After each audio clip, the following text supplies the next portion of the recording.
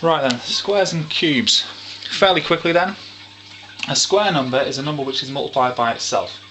Okay, if I start off, the square of 1 is going to be 1 times 1, which equals 1. Okay, the square of 2 is going to be 2 times by itself, which equals 4. Square of 3 is 3 times by itself, which equals 9. Square of 4 is going to be 4 times by itself, which equals 16.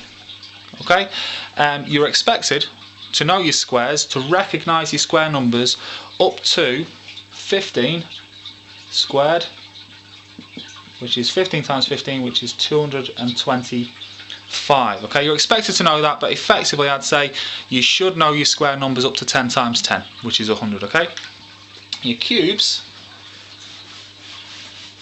work in a similar way. Okay, a cube number, the cube of 1 is 1 times by itself 3 times, and that equals 1.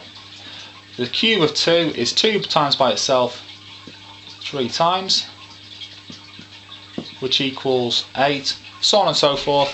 3 is 3 times 3 times 3, which is 27. 4 is 4 times 4 times 4, which is 64. And the cube of 5 is 5 times 5 times 5, which is 125. These here are the cube numbers. Okay, the cube of 5 is 125. The cube of 4 is 64. Okay, you're expected to recognise those 5 cube numbers.